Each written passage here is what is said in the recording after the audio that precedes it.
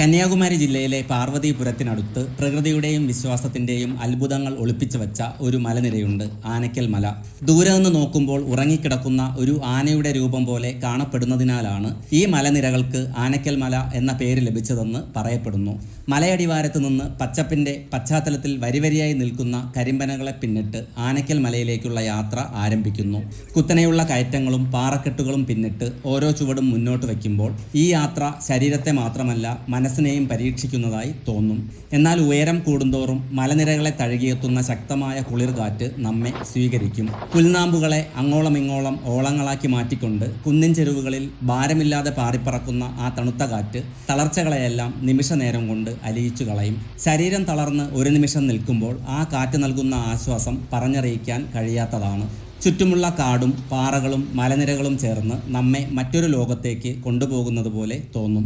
മലമുകളിൽ എത്തുന്നതിന് മുമ്പായി പാറകൾക്കുള്ളിൽ ഒളിഞ്ഞിരിക്കുന്ന ഒരു പുരാതന സന്നിധിയുണ്ട്. ഒരു പ്രകൃതിദത്ത ഗുഹയ്ക്കുള്ളിലാണ് ഇവിടെ ശാസ്താവിൻ്റെ വിഗ്രഹം പ്രതിഷ്ഠിച്ചിരിക്കുന്നത്. ഗുഹയ്ക്കുള്ളിലെ അയ്യപ്പ പ്രതിഷ്ഠയ്ക്ക് മുകളിലുള്ള പാറയിൽ നിന്ന് സ്വാഭാവികമായി വെള്ളത്തുള്ളികൾ ഇറ്റു വീഴുന്നതാണ് ഇവിടുത്തെ ഏറ്റവും വലിയ പ്രത്യേകത. ഗുഹയ്ക്കുള്ളിലെ ആ നിശബ്ദതയിൽ പാറയിൽ നിന്ന് ഇറ്റുവീഴുന്ന ഓരോ വെള്ളത്തുള്ളിയുടെയും ശബ്ദം പോലും ഒരു പ്രാർത്ഥന പോലെ തോന്നും. അവിടെ നിന്ന് യാത്ര വീണ്ടും തുടങ്ങുകയാണ്. മുകളിലേക്ക് കയറുന്നതനുസരിച്ച് ചുറ്റുമുള്ള പ്രകൃതിയുടെ ഭംഗി മാറിമറിയും. ഇനി മുന്നിലുള്ളത് കൂടുതൽ കുത്തനെയുള്ള കയറ്റങ്ങൾ.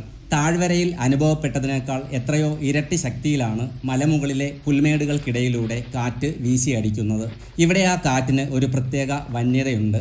കുന്നിൻ ചെരുവുകളിൽ നിന്ന് പാഞ്ഞെത്തുന്ന കാറ്റ് പുൽനാമ്പുകളെ ഒന്നാകെ ഇളക്കിമറിച്ച് പച്ചപ്പിൻ്റെ മേൽ തിരമാലകൾ തീർക്കുന്നത് പോലെ തോന്നും. ചില നിമിഷങ്ങളിൽ അത് ശരീരത്തെ തഴുകിപ്പോകുന്ന മൃദു സ്പർശമാകും. അടുത്ത നിമിഷം മുഖത്തേക്ക് ആഞ്ഞടിച്ച് ഈ മലയുടെ ശക്തി നമ്മെ ഓർമ്മിപ്പിക്കുന്ന വന്യമായൊരു അനുഭവവും.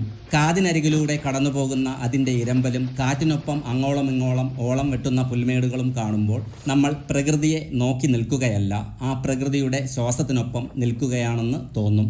ഒടുവിൽ ആനക്കൽ മലയുടെ ഏറ്റവും മുകളിലെത്തുമ്പോൾ കാത്തിരിക്കുന്നത് മറ്റൊരു കാഴ്ചയാണ്. ആകാശത്തോട് തൊട്ടുരുമ്മി നിൽക്കുന്ന പാറക്കെട്ടുകൾക്ക് മുകളിൽ പ്രകൃതി തന്നെ നൽകിയ കല്ലുകൾ ഒന്നിനു മീതെ ഒന്നായി അടുക്കി വെച്ചിരിക്കുന്ന കൽക്കൂനകൾ. പൂക്കൾ പോലും എളുപ്പത്തിൽ ലഭിക്കാത്ത ഈ മലമുകളിൽ ഭക്തർ പ്രകൃതി നൽകിയ ഈ കല്ലുകൾ തന്നെയാണ് ദൈവത്തിനു മുന്നിലെ അർച്ചനയായി സമർപ്പിക്കുന്നത്. ഓരോ കല്ലിനും പിന്നിൽ ഓരോ പ്രാർത്ഥനയുണ്ടാകാം. ഒരു ആഗ്രഹം, ഒരു നന്ദി, ഒരു പ്രതീക്ഷ, അല്ലെങ്കിൽ ആരോടും പറയാനാകാത്ത ഒരു മനസ്സിൻ്റെ വേദന. കാർത്തിക ദീപം നാളിൽ ഈ കൽക്കൂനകൾക്ക് മുകളിൽ ഭക്തർ ദീപം തെളിയിക്കാറുണ്ട്. അപ്പോൾ കാറ്റിനും പാറകൾക്കും ഇടയിൽ തെളിയുന്ന ആ ചെറിയ ദീപങ്ങൾ മലയുടെ ഈ മുകൾ ഭാഗത്തെ ഒരു പ്രാർത്ഥനാലയമാക്കി മാറ്റും. ചുറ്റും ശക്തമായി വീശുന്ന കാറ്റ്, പച്ചപ്പ് വിരിച്ച മലനിരകൾ, താഴ്വരകളിലേക്ക് തുറന്നു കിടക്കുന്ന